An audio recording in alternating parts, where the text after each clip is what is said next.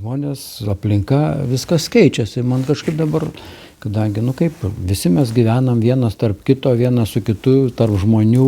Ir man kažkaip toj kuklioj tapyboj, man kažkaip labai taip savotiškai atsirado daug žmogaus. Ir aš matyt tų charakterių, nuotaiko žmonių matau ir bandau taip kažkaip padaryti tą žmogų. Galbūt ne visai tokį tikrą, kokį matai, bet kitą kartą kokį jį įsivaizduoji.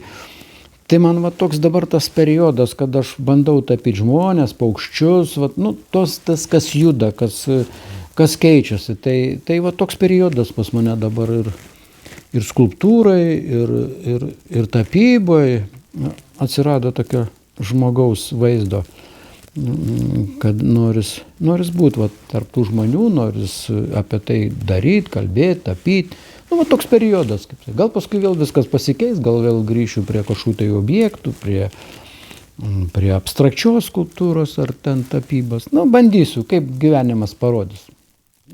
Gyvenimas toks pasidarė įdomesnis man dabar, nes mes su šeima, dabar su žmona, visą laiką vasarą keliaujam po tą Lietuvą. Ir aš tiek esu nustebęs, kažkaip važiuodom, pravažiuoji, tu nesustoji, tu pasižiūri, ar ten išlipi, nueini, bet dabar, kad tu nuvažiavai kažkokį miestelį, kažkokį tai kaimelį, ar dar kažkur, tu jame gali pagyventi 1, 2, 3 dienas.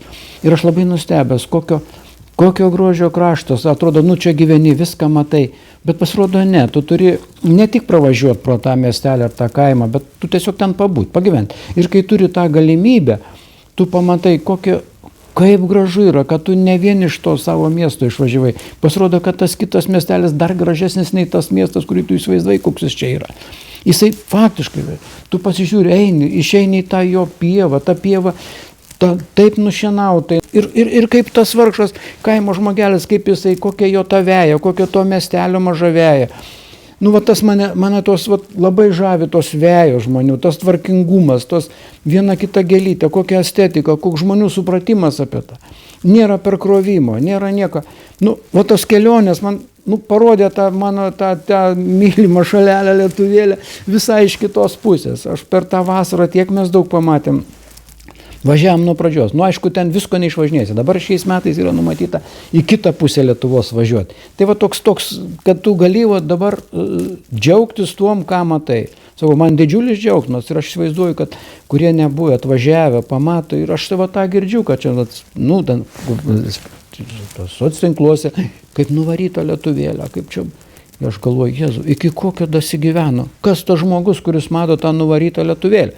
Ta lietuvėlė tokia išpuoselėta, jeigu jis kažkur išvažiavęs į pasaulį, pamatęs dar kažko, tai jis tai gali pasakyti, kokia yra graži ir kaip jinai yra sutvarkyta.